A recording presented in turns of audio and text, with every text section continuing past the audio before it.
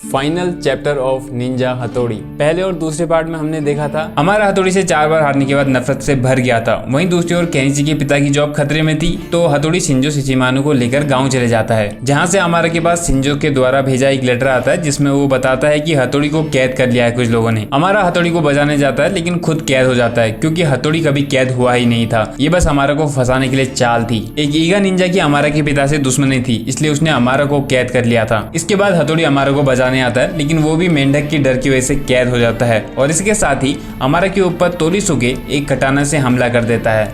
अब आगे जैसे ही तोरीसुके की कटाना हमारा की गर्दन के करीब बढ़ती है, उसके हाथों में जोर से एक लकड़ी के टुकड़े से चोट लगती है और उसके हाथों से कटाना जमीन में गिर जाती है। ये देख सब चौंक के इधर उधर देखने लगते हैं कि ये किसने किया, लेकिन उनको कोई नहीं दिखता। तभी फ्लूट बजने लगती है और उससे वहां खड़े सिपाहियों के साथ साथ हथौड़ी हमारा और तोरीसुके भी सो जाते हैं। तब धीरे से कदमों के साथ कूदने की आवाज आती है। वो सोनम है। सोनम सबसे पहले हथौड़ी को फ्री करती है और उसको जगाती है। उसको देख हथौड़ी की आंखों में चमक आ जाती है। हमें दिखाया जाता है जब हथौड़ी लोग शहर से घर आ गए थे तब सोनम वहां आई थी। सोनम को केनिची की मॉम से पता चलता है कि वो सब लोग गांव चले गए हैं। सोनम जब गांव पहुंचती है तो हथौड़ी के पिता से उसको पता चलता है कि वो सब लोग तो हमारा को बचाने गए हैं, और जब वो उनके पीछे गई थी तो रास्ते में उसको केनिची और बाकी लोग मिले थे जिनको उसने पानी पिलाया था, और उनसे उसको सारी बातें पता चली और वो हथौड़ी के पीछे आ गई थी। सोनम हथौड़ी के बाद अमारो को जगाने लगती है और हथौड़ी तब तक बिना आहट के अपनी कटाना उठा रहा था। तभी उसको एक तेज आवाज सुनाई देती है। हथौड़ी देखता है कि सोनम ने अमारो को तो नींद से जगा दिया था, लेकिन पीछे से तोरीसुके ने सोनम के कंधे पे कटाने से हमला कर दिया है। वो पूरी तरह सोया हुआ नहीं था।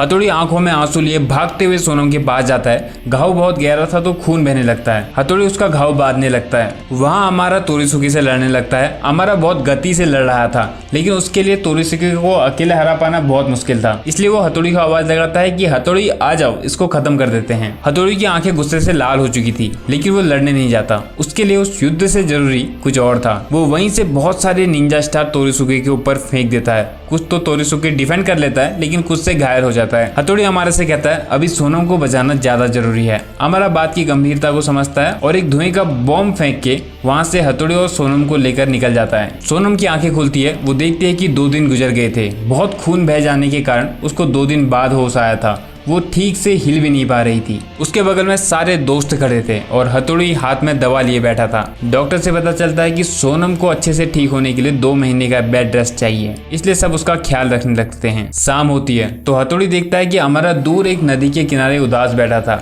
हथौड़ी हमारे के पास जाता है और बस बैठ जाता है। हमारा हथौड़ी से माफी मांगता है कि ये सब उसकी वजह से हुआ है, लेकिन हथौड़ी कहता है नहीं, ये सब मेरी वजह से हुआ है। ना ही मैं मेंढक से डरता और ना ही ये सब होता। हमारा उदास इसलिए था क्योंकि वो समझ गया था कि हथौड़ी से बदला लेने की आग में वो कितना गिर गया था। उसको तोरीसुके की सालों की नफरत देख के समझ आ गया था कि वो कितना गलत कर रहा था। हमारा हथौड़ी को अपनी नफरत के बारे में बताते हुए माफी मांगता है और कहता है कि अभी मुझे खुद पर बहुत काम करना है। हथौड़ी सिर हिलाते हुए कहता है ना सिर्फ तुम्हें बल्कि मुझे भी बहुत काम करना है। मुझे अपने मेंढक के डर से ऊपर उठना है और तोरीसुके को हराना है। हमारा कहता है मुझे भी वहां से अपने पिता की तलवार वापस लेनी है। एक लंबे पॉज के बाद हथौड़ी बोलता है समय गवाए बिना हमें खुद पर काम करना चाहिए। वे दोनों डिसाइड करते हैं कि वे लोग खुद पे काम करेंगे और उसके बाद तोरीसुके से लड़ने जाएंगे और हिसाब बराबर करेंगे। वो दोनों एक मास्टर के पास जाते हैं। मास्टर अपने शांत स्वभाव और सादगी के लिए प्रसिद्ध थे। मास्टर वहाँ ध्यान सिखाते थे। सब उनके पास अपनी समस्या लेकर आते थे।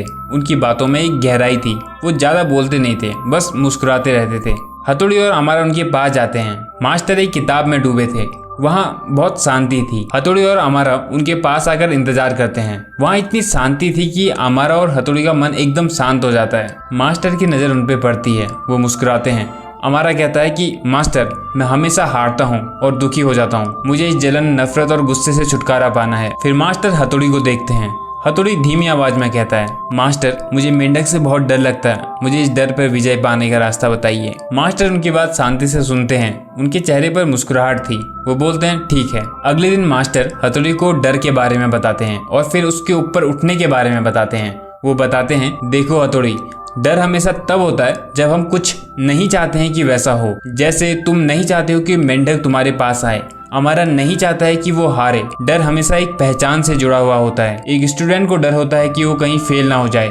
जॉब करने वाले को डर होता है कि कहीं उसकी जॉब न चले जाए। व्यापारी को डर होता है कि कहीं उसका व्यापार न डूब जाए, और इत्यादि। और ये सभी डर अंत में सर्वाइवल से जुड़े हुए होते हैं। भय हमेशा भविष्य को लेकर होता है। वर्तमान में नहीं। लेकिन हथौड़ी, तुम कॉन्शियसनेस हो, इसलिए अपने आप को किसी छोटी पहचान से मत जोड़ो। तुमको मेंढक से डर है, सबसे पहले उसको स्वीकार करो, फेस करो, भागो मत। डर सबको लगता है, लेकिन साहसी व्यक्ति वो होता है जो डर का सामना करता है। वहीं डरपोक वो होता है जो साहस ही नहीं करता। इसलिए मेंढक को फेस करो। मास्टर हथौड़ी को आंख बंद कर ध्यान के आसन में बैठने को कहते हैं और फिर कहते हैं जिससे तुम्हें डर लगता है उसको सोचो, इमेजिन करो। ज्यादा से ज्यादा वो क्या कर लेगा? अगर वो तुम्हारे शरीर को भी नुकसान पहुंचाएगा तब भी तुम जानो कि तुम तो चेतना हो। जो योगी होते हैं वो मौत से भी नहीं डरते हैं, क्योंकि वो जानते हैं कि वो तो कॉन्शियसनेस है, मरता तो सिर्फ शरीर है, चेतना नहीं। आज तक हथौड़ी ने कभी मेंढक को स्वीकार ही नहीं किया था, लेकिन इस बार वो उसको स्वीकार करता है और फिर उस पर विजय पा लेता है। इसके बाद मास्टर अमारा को अपने साथ लेकर जाते हैं। वो अमारा से कहते हैं हारता हमेशा वो है जो जीतना चाहता है। तुम उस व्यक्ति को कभी नहीं हरा सकते जो जीतना ही नहीं चाहता है। तुम दुखी इसलिए रहते हो क्योंकि तुम खुद के विकास के लिए नहीं, बल्कि हथौड़ी को नीचा दिखाने के लिए लड़ते हो। ये तुम्हारा अहंकार ही है। हर वो व्यक्ति जो दूसरे को नीचे गिराकर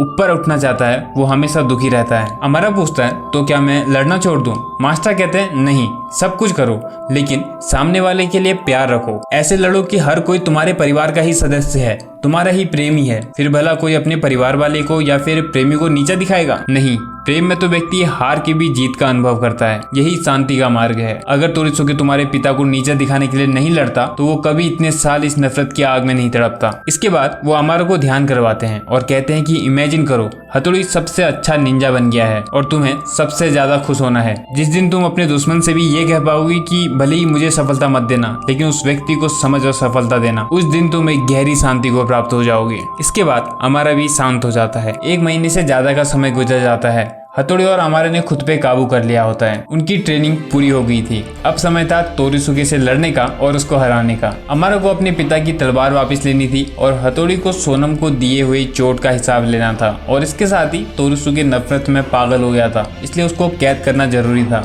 सभी लोग तैयारी शुरू कर देते हैं। अब एक तगड़ा बैटल होने को था। अमारा हथौड़ी के पास जाता है। वो देखता है कि हथौड़ी प्लानिंग कर रहा था। अमारा हथौड़ी के ऊपर मेंढक फेंक देता है, लेकिन इस बारी हथौड़ी को मेंढक से डर नहीं लगता। ये देख अमारा मुस्कुराता है और बोलता है अब तुम तैयार हो हथौड़ी। इसके बाद उन सब का तोरित्सुके के साथ एक तगड़ा बैटल होता है, जिसमें हथौड़ी और अमारा घायल भी होते हैं, लेकिन अंत में वो तोरित्सुके को हरा कर उसको जेल में डाल देते हैं। इसी दौरान अमारा ने अपने पिता की कटाना खोज के अपने पास रख ली थी। वे सब लोग जीत का जश्न मनाते हैं और फिर 1 महीने बाद का सीन दिखाया जाता है। केनिची के घर में डोरबेल बजती है। केनिची की मॉम दरवाजा खोलती है और देखती है कि केनिची सबको लेकर वापस आ गया है। दूसरी ओर अमारा अपनी माँ के सामने अपनी पिता की कटाना रख देता है, जिसको देख अमारा की मॉम आंसुओं से भर जाती है और अमारा को गले लगा लेती है।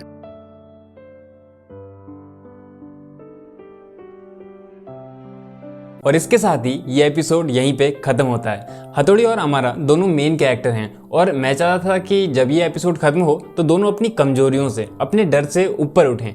इसलिए मैंने एक ऐसा एपिसोड लिखा जिसमें दोनों अंत में अपनी कमजोरियों से ऊपर उठते हैं, अपने डर से ऊपर उठते हैं। आरंभ से ही हमारे चैनल का एक गोल रहा है कि हम लोग अपने बेस्ट वर्जन बने, और वो कब बनेंगे? जब हम अपनी कमजोरियों से, अपने डर से ऊपर उठेंगे।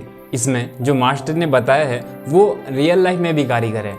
हथौड़ी को मेंढक का डर है, अमारा को हार का डर है। वैसे ही हम सबको कुछ ना कुछ डर होते हैं। किसी को असफलता का डर, किसी को अपने परिवार या दोस्तों को खोने का डर, किसी को दुर्घटना का डर या इत्यादि। और ये सभी डर अंत में जाकर मृत्यु के डर में समा जाते हैं। हमें इन्हीं सब डरों से ऊपर उठना है। हमें इतना फ्री होना है कि कोई भी डर हमें गुलाम न बना सके। हमारा बेस्ट वर्जन क्या है पता है? जब हम कंप्लीटली फ्री होके जीते हैं। शास्त्रों में जिस मुक्ति की बात की जाती है वो यही तो मुक्ति है, फ्री होके जीना, निर्भय होकर, निडर होकर जीना। अगर आप मेंढक, छिपकली या कॉकरोच जैसे कीड़ों से डरते हो या फिर उनसे घिन करते हो तो आप कभी फ्री नहीं हो पाओगे। इसलिए सभी को अपना ही पार्ट मानो। जैसे अगर आप मेंढक से डरते हो तो सोचो कि अगर आपकी आत्मा उस मेंढक के अंदर घुस जाए तो क्या फिर आप अपने शरीर से डरोगे? नहीं ना। मुझे बचपन से ही स्नेल, जिसे घोंगा भी कहते हैं, उसको देखकर घिन लगती थी। उसको देखते ही मेरा शरीर ऐसे डर जाता था। लेकिन एक दिन मैंने उसको स्वीकार किया और अपने हाथ में उसको पकड़ के दिखाया। उस दिन मैंने अपने उस डर से पूरी तरह छुटकारा पा लिया था। जब मैंने उसको अद्वैत भाव से देखा तो मुझे उससे भी प्रेम हो गया था। अब मुझे स्नेल से भी प्रेम है। एनीवे, ये स्टोरी आपको कैसी लगी मुझे कमेंट्स में बताना, और इस स्टोरी को आप 10 में से कितने स्टार देना पसंद करोगे। एनिमेशन एडजस्ट करने के लिए बहुत बहुत शुक्रिया। अगर मेरे पास कोई टीम होती तो मैं डेफिनेटली कुछ जगह थी जिनमें बहुत अच्छे से काम करना पसंद करता, जैसे हथौड़ी और सोनम की लव स्टोरी पर, हथौड़ी और अमारा की फ्रेंडशिप पर और अमारा और कियो के बॉन्ड पर। लेकिन कोई बात नहीं, अगर फ्यूचर में कभी प्रोफेशनली ऐसे कुछ स्टोरी बनाने का मौका मिला तो तब करेंगे। इस वीडियो के लिए बस इतना ही। नेक्स्ट वीडियो में मैं इन तीनों एपिसोड्स को एक शॉर्ट फिल्म बना के अपलोड कर दूंगा और उसके बाद डोरेमोन के नाइट बिफोर मैरिज जैसे कुछ एपिसोड्स हैं जिनके ऊपर मैं दोबारा से एक अच्छी सी वीडियो बनाऊंगा। जल्द मिलते हैं।